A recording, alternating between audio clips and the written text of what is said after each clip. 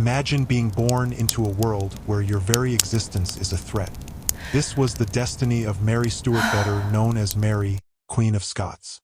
From the moment Mary was born in 1542, her life was marked by danger and politics. She became Queen of Scotland at just 6 days old when her father, King James V, died suddenly. Across the border in England, Henry VIII's daughter Elizabeth was still a young girl, never dreaming that one day she would sit on the English throne. But as Mary grew, so did her claim to that throne. You see, Mary was not just the Queen of Scotland, she was also a legitimate descendant of Henry VII of England. To many Catholics, this made Mary, not Elizabeth, the rightful Queen of England. That fact would shape their lives forever. As Mary was sent to France to be raised in luxury and eventually married the French Dauphin, Elizabeth's life was anything but certain. She survived the executions of her stepmothers, the imprisonment of her half-sister Mary Tudor, and constant rumors that she might be killed for treason. When Elizabeth finally became Queen of England in 1558, she inherited a kingdom on edge, divided by religion, threatened by rebellion, and watched closely by Catholic Europe. And then there was Mary, young, beautiful, Catholic, and now widowed after the sudden death of her French husband. She returned to Scotland with one thing on her mind: reclaiming her place as a queen not just of Scotland, but potentially of England as well. Elizabeth knew Mary's existence was dangerous. The Pope had refused to recognize Elizabeth as a legitimate ruler, calling her a heretic.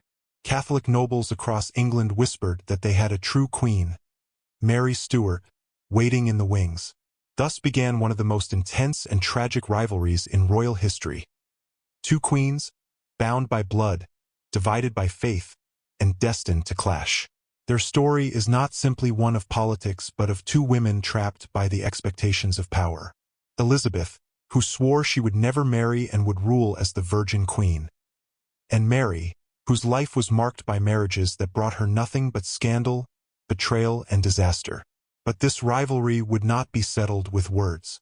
Before it was over, one queen would sign the death warrant of the other, condemning her own cousin to die, and history would never forget it. While Elizabeth was growing into her role as England's cautious and politically savvy ruler, Mary Stuart was living a very different life across the Channel. At the age of just 5, Mary was sent to France to be raised in the glittering French court, a place of poetry, music, and dangerous intrigue. She was betrothed to the Dauphin, the future King Francis II of France, and every move she made was carefully crafted to turn her into the perfect Catholic queen. Mary thrived in this environment. She was tall, elegant, and strikingly beautiful. She spoke several languages fluently, was educated in the classics, and became a favorite at court. To those who saw her, she seemed destined to rule. In 1558, Mary married Francis, making her queen consort of France. At this exact moment, history took a dramatic turn, for this was the same year Elizabeth ascended to the throne of England. Mary now held two crowns, Queen of Scotland and Queen of France. And as if that wasn't enough, she began using the royal arms of England, boldly claiming herself the true Queen of England. This infuriated Elizabeth. The English queen was already insecure about her position. She was the daughter of Anne Boleyn, whose marriage to Henry VIII had been declared invalid by the Catholic Church, making Elizabeth illegitimate in the eyes of Rome. Now, here was Mary, young and glamorous, backed by powerful France, openly challenging Elizabeth's right to rule. Elizabeth's response was measured but firm. She refused to recognize Mary as her heir and strengthened her alliances with Protestant leaders across Europe. She knew one thing for certain: Mary's existence was a threat that could not be ignored. But fate was about to deal Mary a cruel hand. In 1560, tragedy struck when her husband, King Francis II, died suddenly at the age of 16. Mary, just 18 years old, was left widowed and politically vulnerable. Without Francis, her position in France weakened overnight. The French court turned cold, and Mary found herself surrounded by rivals and plots. The safest course was to return to Scotland and rule her own kingdom, a kingdom that had changed dramatically during her absence. Scotland was now fiercely Protestant, led by nobles who did not necessarily welcome their Catholic queen back with open arms. Mary, however, believed she could charm her people, maintain her Catholic faith, and still hold her claim to the English throne. Across the border, Elizabeth watched carefully. She knew Mary's return to Scotland meant the game of power had entered a new phase. Two young queens, one Protestant, one Catholic, now ruled side by side, and every decision they made could determine the fate of their kingdoms. What neither of them could know was that the next chapter of Mary's life would be filled with scandal, bloodshed, and betrayal, events that would ultimately seal her fate and bring her into direct conflict with Elizabeth like never before. When Mary returned to Scotland, she was determined to secure her throne, and perhaps strengthen her claim to England by marrying wisely. In 1565, she made what seemed like the perfect choice: Henry Stuart, Lord Darnley. Darnley was young, handsome, and, most importantly, also had Tudor blood, giving him his own claim to the English throne. Their marriage united two strong claims, making their future children potential rulers of both Scotland and England. At first, the match looked like a fairy tale, but soon the cracks began to show. Darnley was charming in public but arrogant, selfish, and dangerously ambitious in private. He wanted to be more than Mary's consort. He wanted the crown matrimonial, which would make him co-ruler with equal power. When Mary refused, Darnley turned bitter and jealous. His resentment grew even worse when Mary became close to her Italian secretary, David Rizzio. Rizzio was not just a court musician but also one of Mary's most trusted advisors. To Darnley and the Protestant lords, Rizzio's influence over the Queen was intolerable. Then came one of the most shocking moments in Scottish history. In March 1566, a group of conspirators, including Darnley himself, stormed into Mary's private dining chamber at Holyrood Palace. There, before the pregnant Queen's eyes, they brutally stabbed Rizzio more than 50 times. His blood stained the floors, and Mary's heart turned cold. This was not just an assassination, it was a message. Mary realized her marriage had become a trap. She began to despise Darnley, calling him weak and treacherous. But divorcing him was politically dangerous, and so she kept him close, at least in public. Then, in February 1567, the situation turned deadly. Darnley was recovering from illness at a house called Kirklefield when, one night, an enormous explosion ripped through the building. Darnley's body was found in the garden, strangled, not burned, which meant he had been murdered before the blast. The scandal rocked Scotland. Mary's enemies whispered that she had been involved, or at least turned a blind eye, because she wanted Darnley out of the way. The fact that she married James Hepburn, Earl of Bothwell, the man many believed orchestrated Darnley's murder just 3 months later, only fueled the rumors. Now Mary was no longer seen as a grieving widow but as a queen who had betrayed her husband's memory. Her reputation was in ruins, her nobles were in open rebellion, and Elizabeth watched from England with growing alarm. This was the moment that Mary's fate began to spiral out of control. Elizabeth, though outwardly sympathetic, saw opportunity in her cousin's downfall. A scandal-ridden Mary was far less dangerous than a powerful, united queen with a strong claim to the English throne. But Mary's troubles were only beginning. The events that followed would strip her of her crown, her freedom, and eventually, her life. The murder of Darnley and Mary's scandalous marriage to Bothwell ignited Scotland like wildfire. Nobles who once supported their queen now turned against her, claiming she had dishonored the crown and endangered the kingdom. In June 1567, barely a month after marrying Bothwell, Mary found herself surrounded by rebel forces at Carberry Hill. The confrontation ended not in battle but in humiliation. Bothwell fled into exile, leaving Mary to face her enemies alone. Mary was taken prisoner and confined at Loch Leven Castle, a grim island fortress in the middle of a dark, cold lake. Here, under enormous pressure, she was forced to abdicate the throne in favor of her infant son, James VI. It was the ultimate humiliation. The queen of two nations, reduced to a captive mother, signing away her crown. But Mary was no ordinary prisoner. After nearly a year in captivity, she staged a daring escape. Disguised and aided by loyal supporters, she fled the castle and quickly raised an army to reclaim her throne. But her luck had run out. At the Battle of Langside in 1568, her forces were defeated. With nowhere else to turn, Mary made a fateful decision. She fled across the border into England, seeking protection from her cousin, Elizabeth. But Elizabeth was not eager to welcome Mary with open arms. From Elizabeth's perspective, Mary was a dangerous wild card, a Catholic queen with a strong claim to her throne, beloved by English Catholics who might see her as the rightful ruler. Elizabeth could not simply send her away. That risked Mary falling into the hands of powerful Catholic allies in Europe who could use her to invade England. So Elizabeth chose a middle path. She kept Mary under protective custody. But this was no royal hospitality. Mary was placed under house arrest in various English castles and manors, under strict guard. Though she was treated with some dignity as a fellow monarch, she was still very much a prisoner. Mary, however, never gave up hope. She wrote letters, plotted with sympathizers, and dreamed of the day she would be restored to her throne, or take Elizabeth's place on the English one. Elizabeth, meanwhile, faced a dilemma. She did not want to execute a fellow queen, fearing it would set a dangerous precedent that could one day be used against her. But the longer Mary lived, the greater the threat to Elizabeth's rule became. The two women never met face to face, but their lives were now inextricably linked, locked in a game of power where only one queen could truly survive. What came next was a deadly game of espionage, coded letters, and assassination plots. A shadow war that would end with one queen's signature sealing the other's fate. Mary's imprisonment was unlike that of any ordinary prisoner.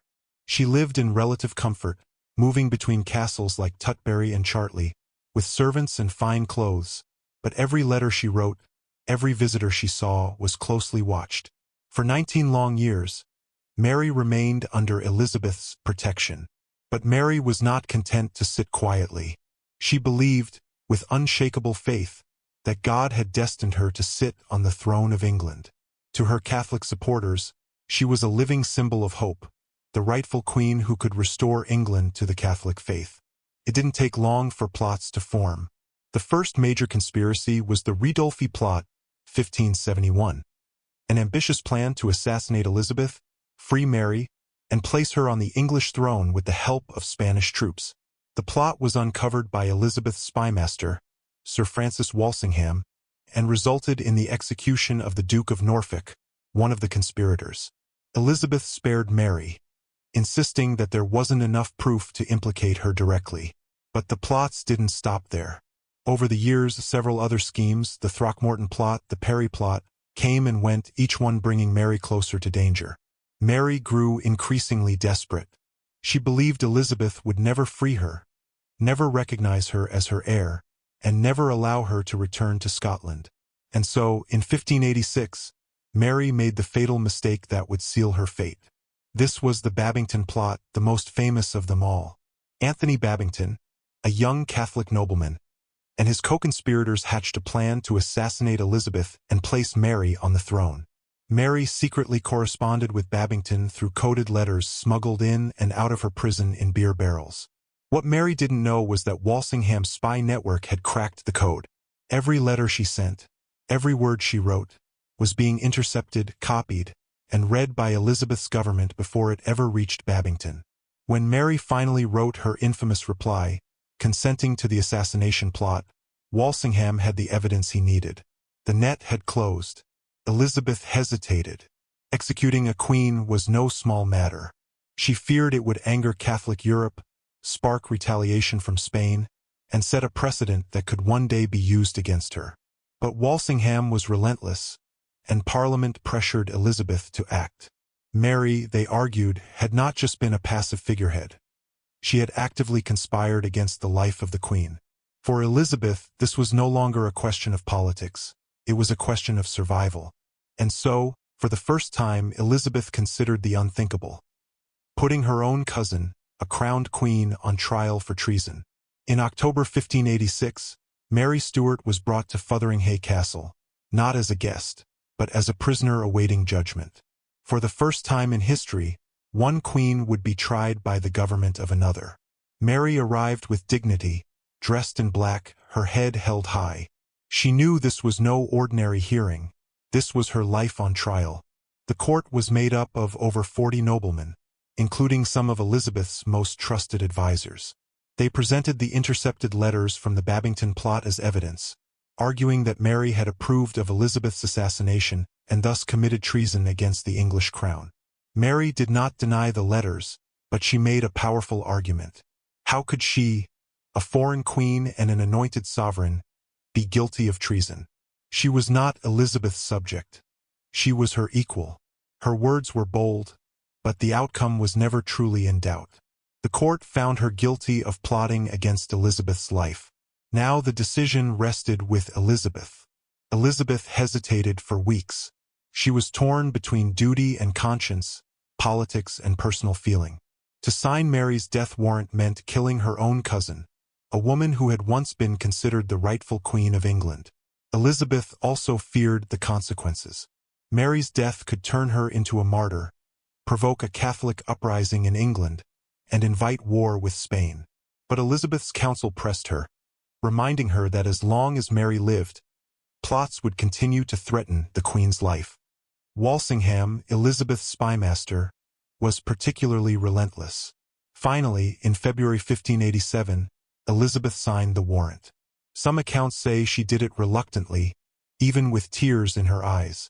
Yet even then, Elizabeth tried to keep some distance. She later claimed she had not expected her council to act so quickly, perhaps hoping she could delay the execution long enough to find another solution. But the council wasted no time. They had waited nearly 2 decades for this moment. Orders were sent to Fotheringhay. The execution was to proceed at once. Mary, upon hearing the news, was calm. She spent her last night in prayer, writing farewell letters to her friends and to her son, James, who was now King of Scotland. She forgave her enemies and prepared herself for the end. In that moment, Mary transformed from a political prisoner into a symbol, a queen facing death with courage, dignity, and unwavering faith. And as dawn broke on February 8, 1587, the Great Hall of Fotheringhay was prepared for a scene that would shock all of Europe: the execution of a queen. On the cold morning of February 8, 1587, the Great Hall of Fotheringhay Castle was filled with a grim silence. Nobles, guards, and witnesses gathered to see something unheard of in history: the public execution of a crowned queen. Mary Stuart entered the hall dressed not in black, but in a gown of rich crimson red, the color of Catholic martyrdom. She wore a rosary at her waist, a crucifix in her hand, and a calm expression on her face. All eyes were on her. She greeted the assembly with grace, as though she were arriving at a royal ceremony rather than her own death. She declared that she was innocent of treason, that she had never sought Elizabeth's death, and that she died a true Catholic and a rightful queen. Then, she knelt before the block, whispering prayers as the executioner approached. The silence was broken only by the sound of the axe being lifted. The first blow struck, but it was clumsy, failing to sever her head. Gasps filled the hall. The second blow landed, and finally, with a third stroke, it was done. The executioner held up Mary's head and cried, "God save the Queen!" meaning Elizabeth. But the sight shocked those present.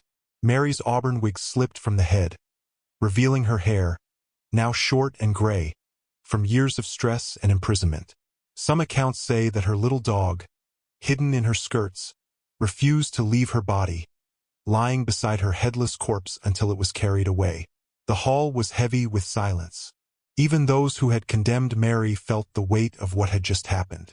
A queen had been killed, not in battle, not by assassination, but by order of her own royal cousin.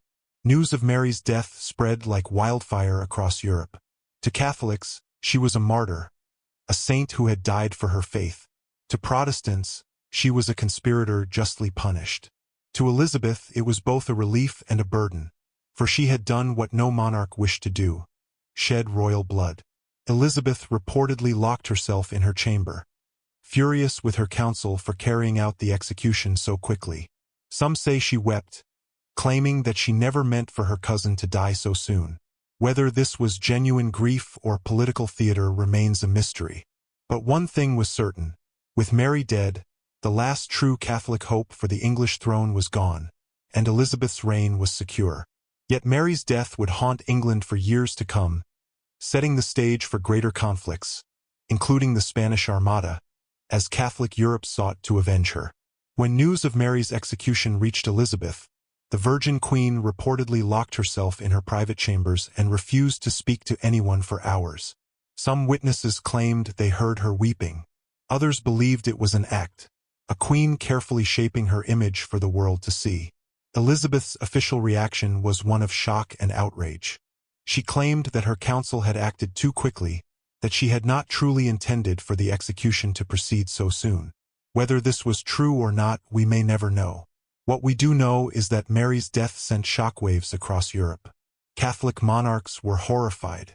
Philip II of Spain saw it as a provocation and a personal challenge to Catholic power. Within a year, he would launch the Spanish Armada against England, partly to avenge Mary's death and restore Catholic rule. At home, Elizabeth faced her own storm. While many Protestants rejoiced, others worried about the precedent this had set. If a queen could sign the death warrant of another queen, what protection did the concept of divine monarchy truly hold? Mary, meanwhile, became larger in death than she had ever been in life. To Catholics, she was a martyr, a queen who had died for her faith. Her supporters painted her as a tragic heroine, a victim of Elizabeth's jealousy and English politics. Elizabeth, though victorious, was haunted by what she had done. For the rest of her life, she avoided speaking of Mary and reportedly refused to ever mention her name again. Yet Elizabeth's decision achieved what she had feared for nearly 2 decades. It secured her throne. With Mary gone, there was no longer a living Catholic alternative to her rule. England was Protestant, and it would remain so.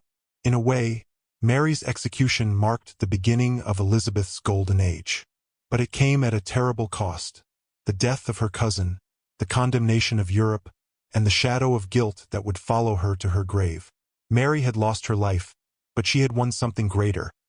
A place in history as one of its most tragic figures, a queen who faced death with courage and left behind a legacy of intrigue, faith, and royal rivalry. Mary may have died on the scaffold, but her bloodline did not die with her. Far away in Scotland, her only son, James VI, was growing into a shrewd and intelligent young king. James had been raised Protestant under strict Scottish regents, yet he never forgot his mother. Her execution left a deep mark on him. He publicly demanded an apology from Elizabeth, though he was careful not to go to war over her death. Elizabeth, perhaps feeling guilty, treated James with increasing respect. She sent him generous financial gifts and maintained correspondence with him, knowing that if she had no heir of her own, James was the most likely candidate to succeed her. And so, in a strange twist of fate, the very execution meant to secure Elizabeth's throne also ensured that Mary's bloodline would one day sit upon it. When Elizabeth died in 1603 without an heir, James was crowned James I of England, uniting the crowns of Scotland and England for the first time in history. Mary, the Catholic queen executed for being a threat to Protestant England, had ultimately achieved what she had always dreamed of. Her blood sat on the English throne. This union changed the course of British history. Under James, the kingdoms moved toward what would eventually become Great Britain. The Bible was translated into English under his reign, the famous King James Version. The seeds of a new era were planted. Elizabeth had ruled as the last Tudor. James ruled as the first Stuart King of England. Mary's death had not been the end of her story. It was, in a way, the beginning of a new chapter. Her spirit seemed to have the last word. You can kill the queen, but you cannot kill her destiny. Mary Stuart and Elizabeth Tudor. 2 queens, 2 cousins, 2 women trapped in a game that neither fully controlled. Their rivalry was not just personal. It was the clash of 2 worlds. Catholic versus Protestant, Scotland versus England, tradition versus survival. Elizabeth may have signed Mary's death warrant, but she could never erase her presence. Mary lived on in the whispers of those who called her martyr, in the portraits smuggled across Europe, and in the heart of her son, who would inherit not just her blood, but her dream. In the end, Elizabeth's greatest fear came true. The Tudor line died with her. The crown passed to the very family she had tried so hard to suppress. History is cruel like that. Mary's life reminds us that power comes at a terrible cost. She was a queen who spent more years in captivity than on her throne, a woman betrayed by politics, religion, and even her own choices, but she faced her death with dignity, and that is why the world remembers her. Elizabeth, the brilliant virgin queen, won the game of survival, but at what price? For the rest of her life, she avoided speaking of Mary. Some say she was haunted by guilt. Others believe she felt she had done what was necessary to save England. Perhaps both are true.